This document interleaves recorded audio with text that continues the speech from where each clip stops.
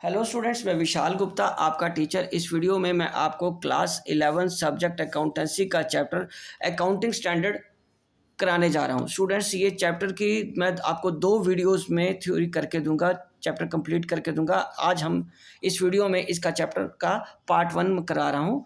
तो इसमें हम स्टार्ट करते हैं इसके मीनिंग से कि अकाउंटिंग स्टैंडर्ड्स होते क्या हैं।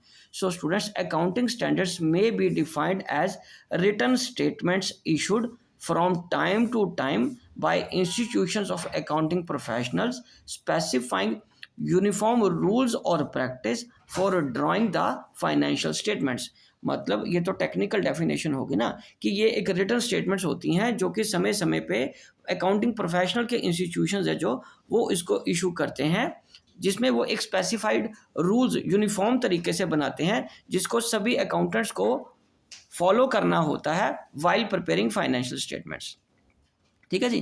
तो कहने का मतलब अकाउंटिंग स्टेटमेंट्स वो रूल्स एंड रेगुलेशन हो गए जो प्रोफेशनल बॉडीज़ बनाती हैं। इंडिया में अगर प्रोफेशनल बॉडी की बात करें तो वो institute of chartered accountant of India है, जो इंडिया के अकाउंटेंट्स के लिए कि अकाउंट किस तरीके से लिखा जाएगा, अकाउंटिंग कैसे की जाएगी, उसके रूल्स वो फॉलो बनाते हैं। ठीक है, और बाकी अकाउंटेंट्स को वही फॉलो करने पड़ते हैं। ठीक है स्टूडेंट्स, तो चलिए आगे हम डिस्कस करते हैं nature of accounting standards. So accounting standards lay down the norms of accounting policies and practices.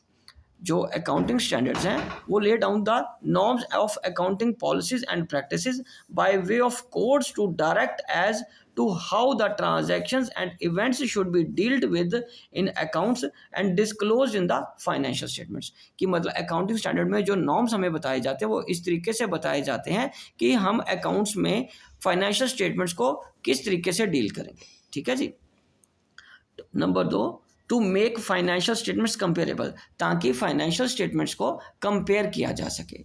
और तीसरा इसका जो नेचर है वो है these prescribe a preferred accounting treatment from available set of methods for solving accounting problems। ये prescribe करता है कि किस तरीके का अकाउंटिंग मेथड फॉलो किया जाएगा जो या करना चाहिए, जो सेट ऑफ मेथड्स बनाए गए हैं अकाउंटिंग प्रॉब्लम्स को सॉल्व करने के लिए।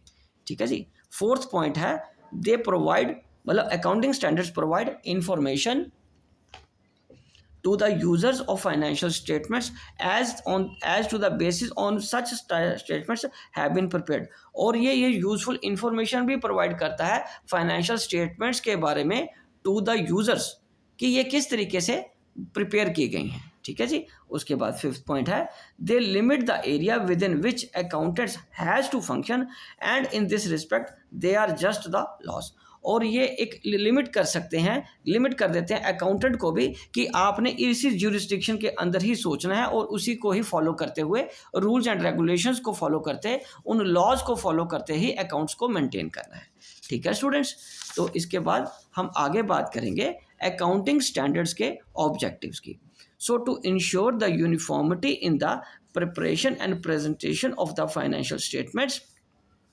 ठीक है, ये इंश्योर करता है कि यूनिफॉर्मिटी हो, सारे जो अकाउंट्स बनेंगे या जो फाइनेंशियल स्टेटमेंट्स बनेगी, P&L या बैलेंस शीट बनेगी, वो सारे एक ही फॉर्मेट या एक ही तरीके को फॉलो करते हुए बनेगी। और उसका to provide information to the users about the policies, ताकि यूजर्स को भी उन पॉलिसीज़ के बारे में बताया जा सके, समझाया जा सके कि कौन कौन से तरीके से अकाउंटिंग स्टेटमेंट्स, फाइनेंशियल स्टेटमेंट्स बनाई गई हैं। To remove the effect of diverse accounting policies and practices. यदि हर अकाउंटेंट या हर इंडस्ट्री में अलग अलग तरीके से अकाउंटिंग होने लगेगी तो फिर समझ नहीं आएगा कि कौन सा तरीका सही है। हर कोई अपने रूल्स एंड रेगुलेशन को ही जस्टिफाई करने लगेगा, अपनी पॉलिसी को ही ठीक बताने लगेगा, तो वो गलत बात हो जाएगी, उससे कोई भी चीज़ या रिजल्ट हासिल नहीं हो पाएगा। सो इसलिए उस चीज़ को रिमूव करने के लिए, डाइवर्सिटी ऑफ पॉलिसीज़ को रिमूव करने के लिए ये अकाउंटिंग स्टैंडर्ड्स बनाए गए हैं।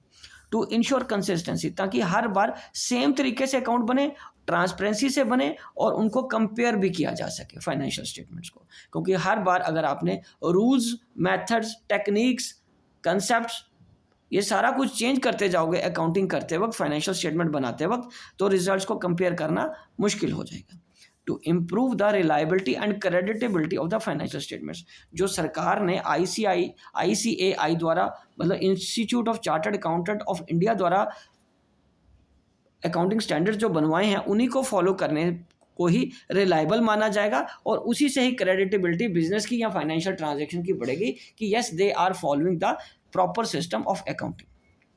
उसके बाद इसके बेनिफिट, यूटिलिटी या इसके एडवांटेजेस भी हम कह सकते हैं कि अकाउंटिंग स्टैंडर्ड्स के एडवांटेजेस, बेनिफिट्स और यूटिलिटी क्या है। सो accounting standards improve the reliability and creditability of the financial statement.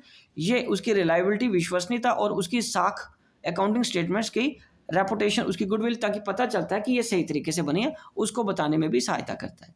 So accounting standards ensure the consistency, ये कंसिस्टेंसी भी बताता है और कंपेयर करना भी इससे आसान हो जाता है फाइनेंशियल स्टेटमेंट से।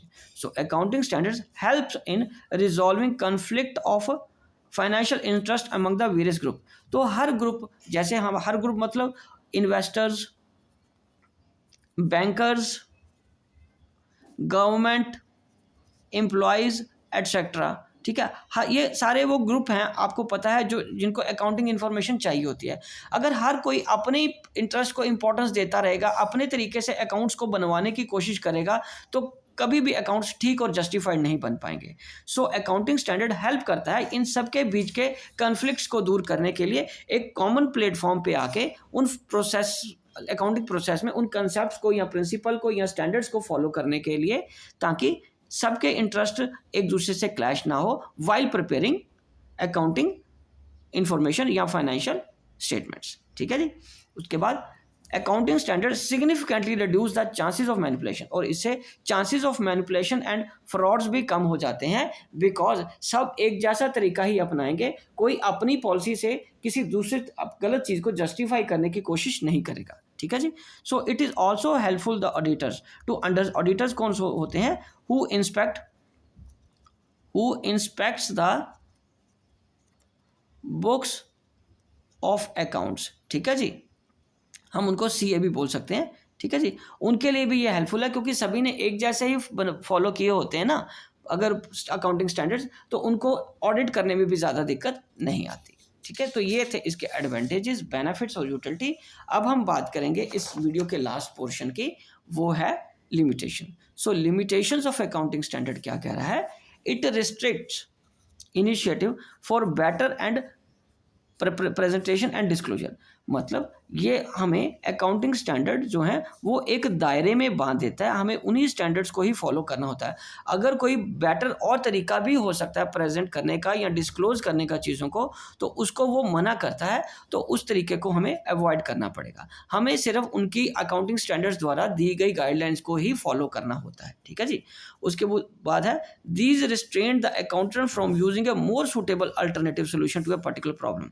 और अकाउंटेंट्स के लिए भी दिक्कत है कि अगर अकाउंटेंट्स जो हैं कोई और प्रैक्टिकल तरीका, नया तरीका या और इनोवेटिव तरीका जो है किसी एक पर्टिकुलर सिचुएशन को हैंडल करने का, उसको अपनाना चाहते हैं, तो वो भी उसको अल्टरनेटिव के रूप में नहीं अपना पाएंगे। उनको भी अकाउंटिंग स्टैंडर्ड के दायरे में ही काम करना होता है, ठीक है जी। So these are based on historical cost. और जो अकाउंटिंग स्टैंडर्ड्स है वो हमेशा हिस्टोरिकल कॉस्ट, मतलब परचेजिंग कॉस्ट, परचेज जो होती है जिसकी कॉस्ट पे हमने फिक्स्ड एसेट्स को खरीदा हुआ है, उसी कॉस्ट को फॉलो करते हैं। वो मार्केट वैल्यू और नेट रियलाइजेबल वैल्यू को फॉलो नहीं करते, वो हिस्टोरिकल कॉस्ट को ही फॉलो करते हैं, ठीक है स्टूडेंट्स। उसके बाद है obstruct the judgement of auditors. और ये ऑब्स्ट्रक्ट करता है, ये सही तरीके से पूरे ट्रांसपेरेंसी से ऑडिटर्स को उनकी स्टेटमेंट्स को शो जजमेंट को देने में ऑब्स्ट्रक्ट करता है, रुकावट पैदा करता है, क्योंकि अकाउंटेंट्स को भी सिर्फ उन कंसेप्ट या उन स्टैंडर्ड्स के अकॉर्डिंगली ही अपनी प्रेजेंटेशन बनानी पड़ती है, ठीक है जी। तो ये रही लिमिटेशन। तो स्टूडेंट्स मैं एक बार आपको फिर इसको कंक्लूड कर दूं कि पहले हमने डिस्कस किया है इसका मीनिंग, ठीक है जी। उसके बाद हमने डिस्कस किया इसके नीड्स को, फिर इसके ऑब्जेक्टिव्स को, ओके जी, इसके ऑब्जेक्टिव्स को, फिर इसके मेरिट्स, यूटिलिटी और बेनिफिट, और लास्ट में हमने डिस्कस किया इसके लिमिटेशंस को। ये था स्टूडेंट इस वीडियो का पार्ट नंबर 1। मतलब इस वीडियो में मैंने ये पार्ट 1 कराया है अकाउंटिंग स्टैंडर्ड चैप्टर का। जो अगला चैप्टर है अकाउंटिंग स्टैंडर्ड चैप्टर का अगला पोर्शन है जो, वो मैं आपको इसके बाद कराऊंगा अगली वीडियो में, ठीक है जी। और उसमें हम डिस्कस करेंगे इसका रिमेनिंग पोर्शन। इसके रिमेनिंग पोर्शन में क्या आएगा, इसके रिमेनिंग पोर्शन में अब हम नेक्स्ट वीडियो में करेंगे जो इंडियन अकाउंटिंग स्टैंडर्ड्स का इंटरनेशनल अकाउंटिंग स्टैंडर्ड्स के साथ कंपैरिजन, उसके बारे में डिस्कस करेंगे।